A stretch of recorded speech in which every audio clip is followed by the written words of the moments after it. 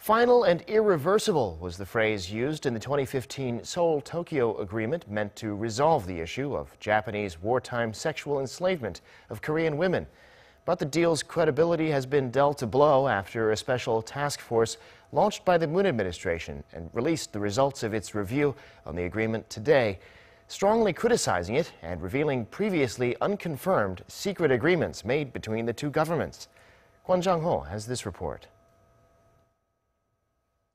Seoul's foreign ministry released on Wednesday the results of a special task force review into the controversial Comfort Women agreement reached by South Korea and Japan in 2015.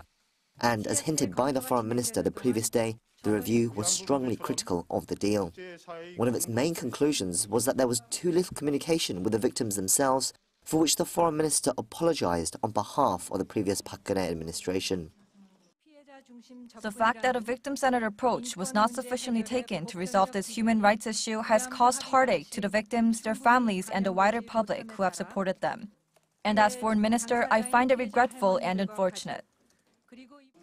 The review also confirmed that some of the agreements reached between Seoul and Tokyo had been kept hidden, including additional details on dealing with the press, Korean civic groups, and the memorial statues dedicated to the victims.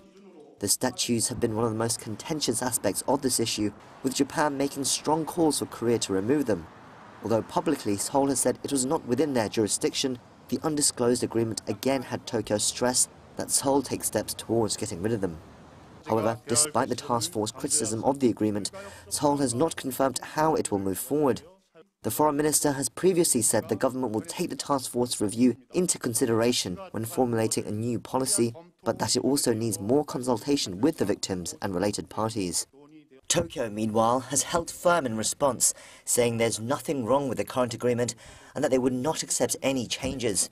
They added if Seoul keeps changing their stance, the South Korea-Japan bilateral relationship cannot be maintained. Civic groups representing the victims, meanwhile, welcomed the results of the review, but they also stressed that there is still a long way to go for there to be justice. Kwon Jang-ho, Arirang News.